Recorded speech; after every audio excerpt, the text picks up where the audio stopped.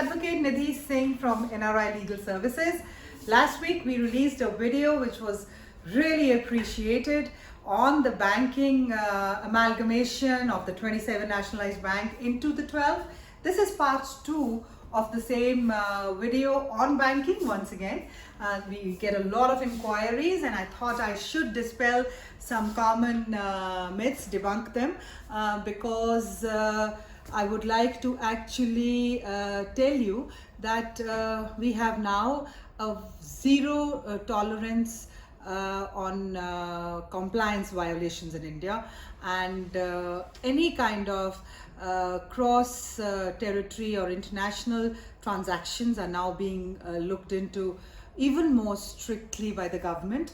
So as most of you have the real estate in India through your ancestors or whatever you have inherited, invariably banking is something that if you are a person of Indian origin, you have to deal with, and sometimes not having the right information on banking can actually create a little bit of trouble. So I will give you, based on our experience, some common points that you must keep in mind anytime you are dealing with banks in India. First of all, everybody who has to have a bank account needs to have a PAN card, which is a permanent account number. Most of you really know, but I still get inquiries on that. PAN is not something that it is related to income tax. It's an income tax number. Everybody who owns property in India should have it. However, and it has to be attached to your bank account in India. All non-resident Indians of people who have income outside should have the NRE and the NRO account.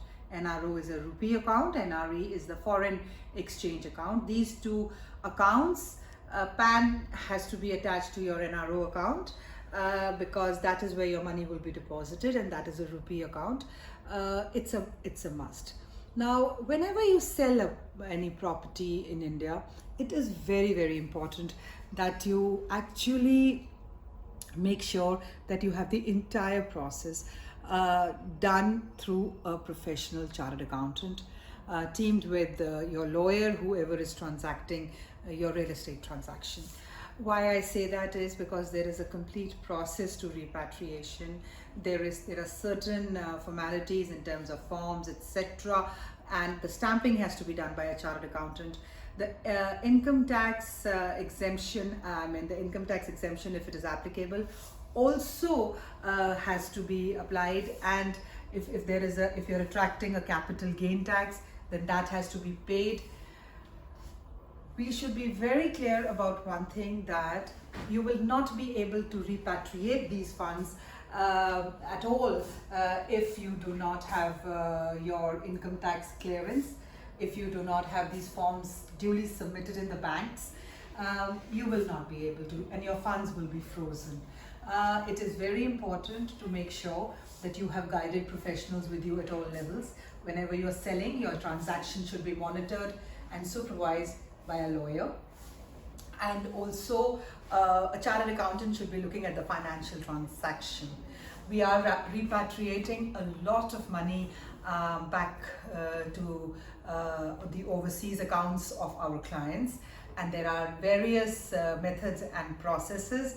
Our guided team is looking at each transaction, which is the best process for quick repatriation that we can do. However, in all of these processes, it is very important that the genesis of the transaction is absolutely right, because if the documents are deficient right from the start, then you can have a lot of problems later. So a PAN is a must. Foreign banks accounts, NRE and NRO in India, must. Linked with your overseas where the money has to go, that's a must. Then your capital gain tax calculation, your income tax clearance, submitting the right forms, getting the stamp from a chartered accountant. All of these are very important in your banking transactions, and none of them should be overlooked. Please do not in India now, it's strongly advisable that you follow the processes just like you always do in the Western countries, because in India also a lot of changes are happening for the better, but you should know the processes, guided by the professionals, and you will be facing no problems. Thank you.